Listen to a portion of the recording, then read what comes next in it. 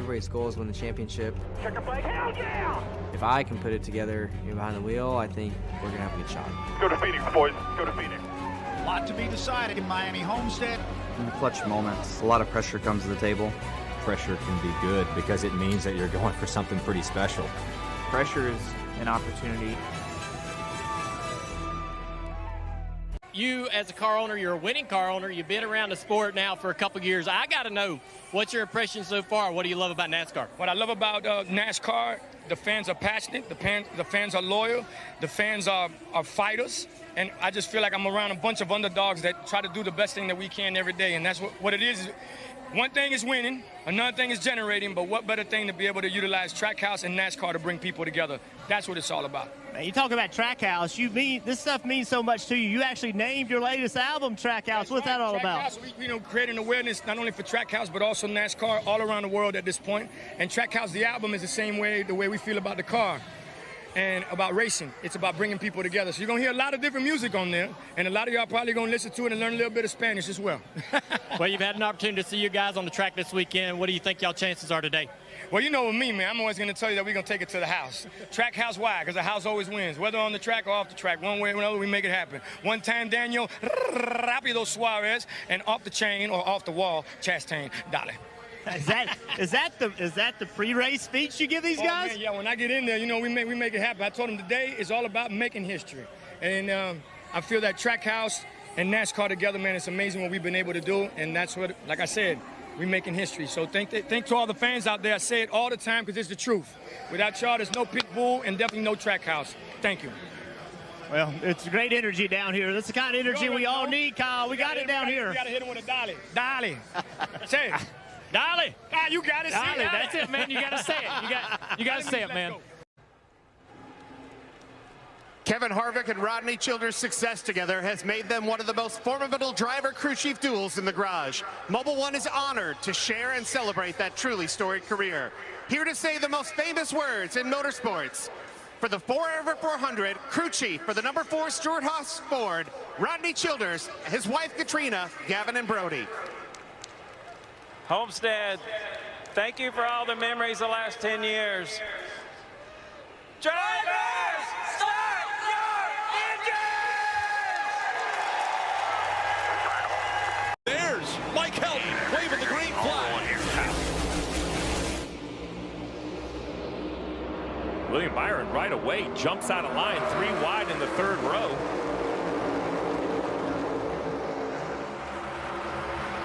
Quickly, we see Bubba Wallace jumping out front. Martin Truex Jr. did not have the start he was hoping for. Now to the bottom of the racetrack. He challenges for the lead.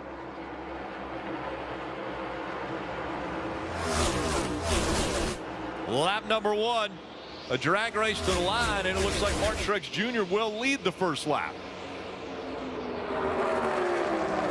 Talk so much about how the high lane is an advantage here, but that's a little later in the run. You see right now with the newer tires, both Martin Truex and Bubba Wallace running lower on the racetrack.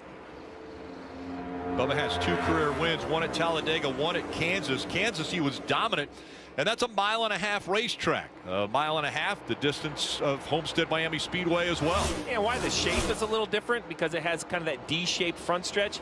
The surface is remarkably the same. You would think Kansas and Miami, maybe the asphalts would be different, but they really wear and they abuse the Goodyear tires. The cars get harder to drive as they run. You can see right now what Truex is trying to do. He's really trying to overdrive the entry of the corner, beat Bubba Wallace to the center so he can slide up in front of him, but Bubba's not letting it happen. Bubba drives in with a lot of speed. He's able to stay door to door to Martin, and that keeps Martin pinched off. He's got to turn the steering wheel a great deal, which means he can't go back to the throttle like he wants to. Bubba on that outside lane, he's able to go back to the throttle and carry that momentum. Trying to stay on this wall, especially entering turn 1 right here with Chastain. Let's see how he does it. See, he moves away from the wall, and a lot of drivers will then slide up against it. He's not going to run the wall on this end of the racetrack, but a lot of times you sort of chop the entry even by a car length, and then you lose that side force, you know, and you slide up to the wall in the middle of the corner. It's so hard to commit on entry right up against the fence like right here. That's a good job. He's even moving a little bit away from it there, but late in the race, you want to be inches from that wall all the way around the entire lap. Truex to the bottom of the racetrack right here, trying to get around this lap car. Oh, round goes to 47. Ricky Stenhouse Jr. slides, and the caution will come out. Sitting on the end of the back straightaway here with a couple flat tires. He was 18th when he went around, and with under 4 laps to go, Steve, this is going to probably end the stage. They won't be able to get back to green. Yeah, I think that's what's going to happen here. You can hear the damage being done by the flat tires for the 47.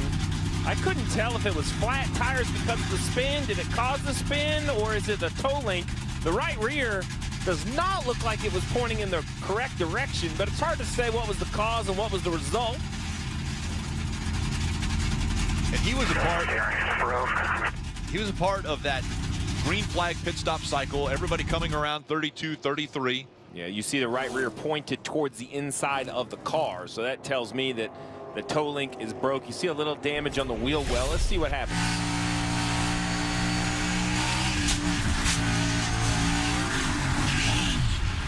So it looks like, I'm going to call it light contact. Anywhere else that would be a little bit heavy wall contact. Here in Miami, light contact, but then it breaks the toe link, and you think that's what causes the eventual spin? Well, you know, that's difficult to tell, but sometimes, Steve, when the car gets in the wall, it just sucks it into the wall. You can't get away from it. It just keeps banging back into it. And then, yes, I think it did break the toe link, and that's why he ultimately spun. And, Steve, when they all started pitting, crew chief Woody Barker told Bubba Wallace, nope, you stay out. That's way too early for us. So this is about what they did last time. Kind of came in between everybody. The car is much better this time for Bubba Wallace as he continues to make better lap time than he was when it was so icy out there for him. So a lot of smoke coming out of the right front of Bubba Wallace. We've already heard the 6 is having a brake issue. These brake rotors, how hot do they get, Steve? What's going on with the car? Tight, tight, tight, tight, tight, tight, tight, tight, tight, tight. There you go, Steve, in case you did not get that message. Right there, slid up, didn't make the bottom of the corner. He's lost all that grip. Here comes the 12 of the inside. So now Blaney takes the lead away as Harrison Burton's also going to try to unlap himself. And right behind this group is Byron.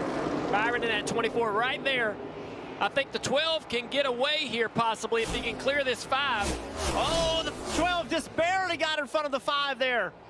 Just barely slid in front of him. So I think that Blaney can move out, possibly win the stage.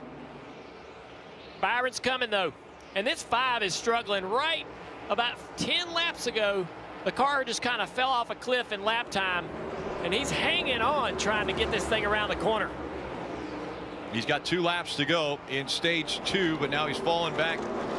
This will make it 3rd that he has fallen back to, as William Byron's going to get by him as well. Wow, look at that 5. I mean, I'm going to tell you, that car is a handful. I know it's hard to really see it on the screen, but he's barely able to use the throttle, barely able to really get aggressive with the steering wheel. He's just creeping around the bottom of this racetrack trying to get this car to the finish. We'll be coming up on 1 to go in stage 2. Look at that thing moving around, sliding. It's losing all kinds of time. Yeah, 50 laps on these tires, and they have had enough. And they'll take note of that. The car quit running about 40 laps into this run. We'll have to really kind of try to figure out either how to extend that and allow the car to have a little more pace on the backside of this run. Maybe the driver can give them a little bit on the front end, not run quite as hard in those first 10 or 20 laps. He was over a second behind the speed of Blaney on the last lap, and Blaney coming out of turn 4, a close one there. But Blaney is going to win stage 2 here in Miami. Byron 2nd, Larson looks as though he's going to hang on for 3rd. It's Blaney's 5th stage win of the season. And the 5's going to chase him in, to your point, Jeff. He cannot allow the 12 to get a lap. Look at the 5 gain to the rear bumper. Oh, the 5 into the water. The barrier's right at the end of pit road. He slides into him, damage to the right front. That's going to bring the yellow out. They're going to have to throw the caution to be able to repair those barriers. Kyle Larson just trying so hard to gain ground on Ryan Blaney. He just misjudged it. It's badly damaged, this 5 car as well. I'm sorry. I did not expect him to slow down that much. There you have it. 5 slid out to avoid the 12, got into those barrels, sand and water normally in them, sand in them, you see this. Look how much he's gaining on him, and he has no choice but to turn right or run into the back of Blaney. He turns right and gets the end of the pit wall. Just way too much speed here. And heavy damage with these barrels. Yeah, you have to wonder, the pit road speed starts right there past the barrel, or right at the very, just past the barrels, about 10 feet. You have to wonder what speed was Blaney doing? That contact to the back of the left rear of the 12 probably is going to help things. It bowed out the quarter panel just behind the wheel. That's not a good thing aerodynamically, but I'm not sure that Blaney wasn't doing a good job getting on pit road. Maybe the 5 was actually cooking it on the pit road a little bit too much. Yeah, and Larson said, I just didn't expect him to slow down that much. So Larson didn't feel like he was going too quickly.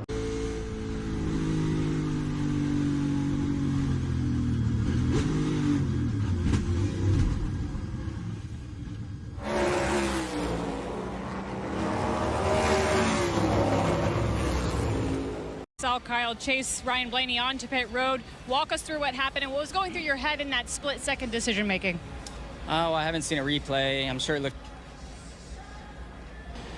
I was just maximizing all I could, and I didn't expect him to slow down so early. You know, I was just trying to get to the yellow line as quickly as possible, and felt like I was in control. And then, from my vantage point, it slowed down a lot. But I mean, from there, it just looks like I bombed it in there. So I just need to look at some data and see where I was relative to pit road speed and all that. But I hate it for Ryan.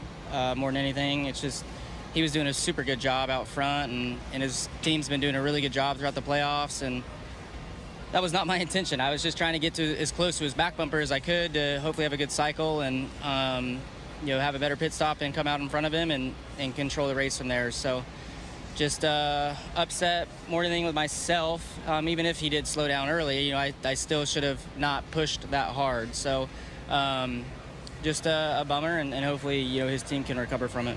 The good news is you're already locked into the championship 4 with your win last weekend, but how do you keep this from killing the momentum you guys had? Yeah, I don't know. I mean, I think we had a great car today, so speed-wise, that was good. The second stage kind of got away from me, and I lost, you know, control of the lead there. Would have loved to have been able to, you know, win that stage and restart in the lead for the final stage, and none of this probably would have happened. So, yeah, just got to learn from little mistakes, and you know, little mistakes just kind of compound throughout your whole race, and you know, then you end up in the care center because of it. Top of the screen, 42, the 15 on the bottom of the screen.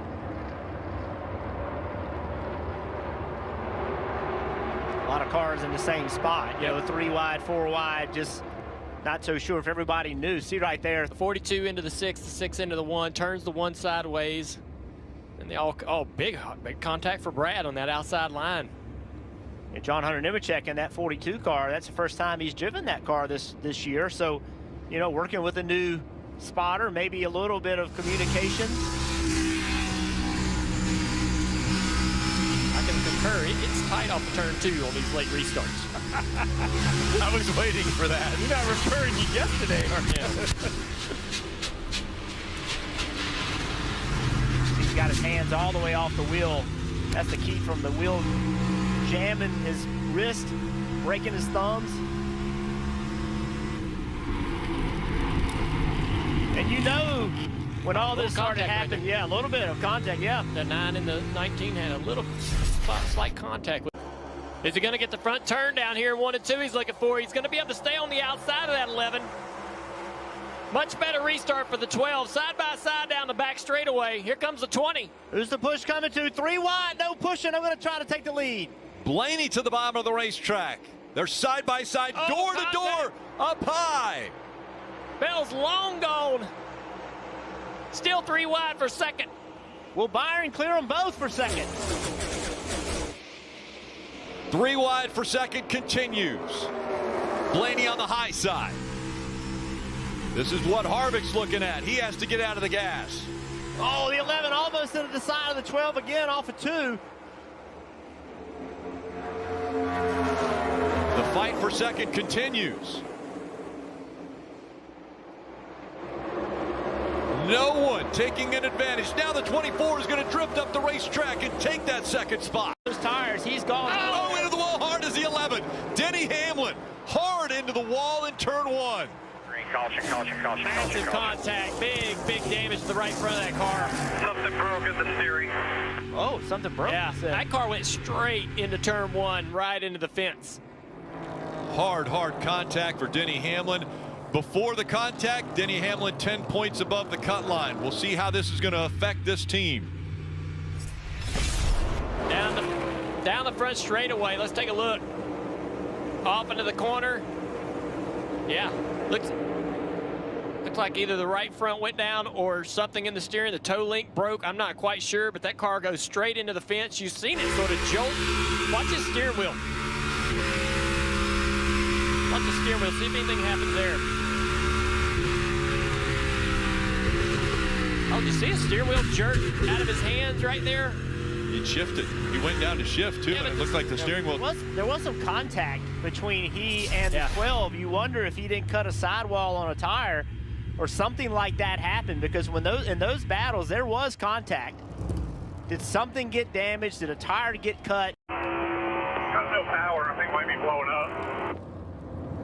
And you can see the oil coming from the tailpipe, Steve. He said it's running rough. It's cutting off. They've asked him to go to page 3 on the screen right in front of him to try and diagnose it. But it looks like the engine for the 19 is not going to live. What a cruel 5-minute turn for Joe Gibbs Racing with Hamlin and Truex having an issue. Yeah, 2 with an issue. Bell leading. You know, so you go to page 3 to try to diagnose it and see if there's something you could try to do to limp this thing home. But you see the smoke coming out the pipe, so definitely some sort of an internal issue for the 19 car. Truex and Hamlin both will be behind the wall. The pit road's not been open yet because the 11 car has a wrecker hooked up to it on pit road, so they cannot open it yet. And Steve, there's going to be some difficult decisions to be made right here. Yeah, I mean, I think for the leaders with 8 laps on your tires, I think the decision is clear. I think you have to come to pit road here. The question is farther down. You know, Chase Elliott running 14th was just on pit road. He has a few less laps on his tires. Will someone else decide to stay out? But, I mean, I really believe this track is as hard on tires as Darlington. I think it's a must pit. Bell's got to jump here. He's got an opportunity. William is struggling. Half lane, full lane lower. Just try to work the middle there. Oh, the 20 throttles up. He might get to the quarter panel. We're side by side to the flag stand. 15 laps to go. Now for the lead. Bell on the inside. Byron gassing it up on the outside, trying to keep that momentum up as he goes almost all the way up to the wall. 20's clear off of 2. Into the lead, Christopher Bell. About an hour ago, Christopher Bell didn't think he could run 20th. Almost got lapped. It's 1 lap to go. Presented by Credit One Bank. Christopher Bell didn't run a green flag lap in the top 5 until lap 221. And now, after overcoming a slow pit stop, Christopher Bell goes down the backstretch and he can see a shot at the championship.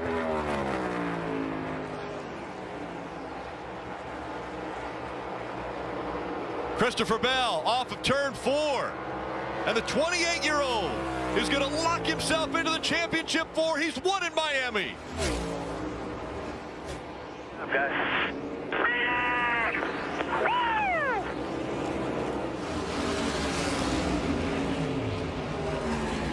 Hell of a job, guys. That's why you never give up. Great job, man. Thank you, guys. Thank you, everybody. You guys are amazing. Christopher, how in the world did you and Adam Stevens take a car that was about to go a lap down and turn it into a winning race car? I've got the best team behind me. I just, honestly, I don't know, man. That race is a whirlwind, and I was ready to throw the towel in there in the second stage, and I got really frustrated on the radio, and Adam kept after it. Adam, Tyler, William, the guys back at the shop are, you know, working over the adjustments, and they gave me what I needed. whenever we got some clean air, this thing was really good. And just, I cannot say how proud I am to be here with our partners, with Ream and DeWalt, driving these Toyota Camrys. I've been with Toyota since day one, so thank you everyone that supported me. This is better than a dream come true. Rick, Christopher Bell will now race for a championship under the banner of Joe Gibbs Racing. Yeah, I just couldn't go for 10 laps or so, and those guys got better, and I think it hurt us a little bit, the track cooling off, and like guys' cars lasting longer. We were better when it was a little bit lower grip, so I just couldn't maintain the lead or second, and then by the time we kind of got going and people's stuff were falling off, just too late. But overall, proud of the Menards Duracell Ford Mustang team. Really, really strong piece. Just got beat a little bit there at the end, but proud of the effort.